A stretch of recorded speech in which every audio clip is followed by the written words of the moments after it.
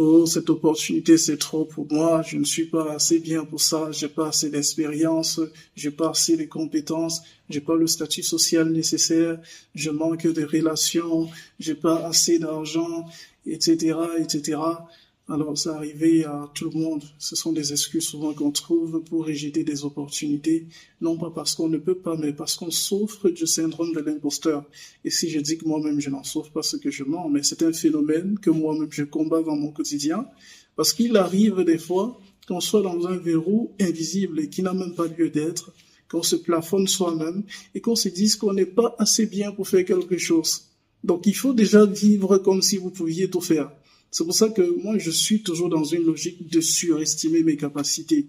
J'accepte toujours les défis qui me poussent à bout, même si à la fin même tu ne réussis pas, tu apprends de quoi te refaire tes forces la prochaine fois, tu apprends comment te souder, tu apprends comment, n'est-ce pas, la prochaine fois prendre la chose avec assez d'expérience, parce que l'expérience dont on parle, beaucoup croient que l'expérience c'est l'ensemble des choses que vous avez réussi, mais non, votre expérience en fait le nombre des choses que vous avez tentées.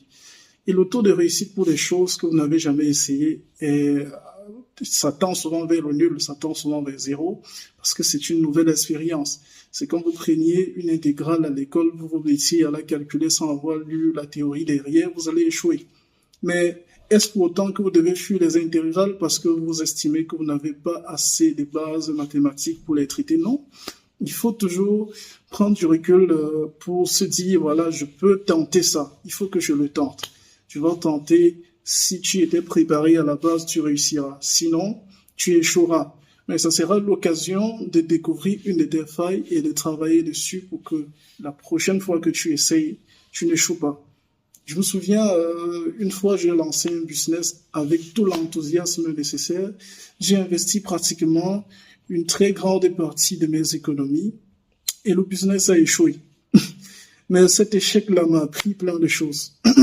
Ensuite, ce que j'ai fait, c'est que j'ai proposé des prestations à des gens pour les mêmes services. Et cette fois-là, ça a marché. Pourquoi ça a marché? Parce que je sais exactement ce qu'il ne fallait pas faire là-dedans.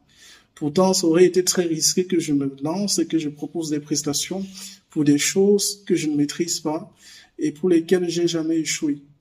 J'ai échoué, j'ai pas réussi dans mon propre business en ce sens-là, mais ce que je propose aux autres ont réussi parce que je savais ce qu'il fallait éviter de faire.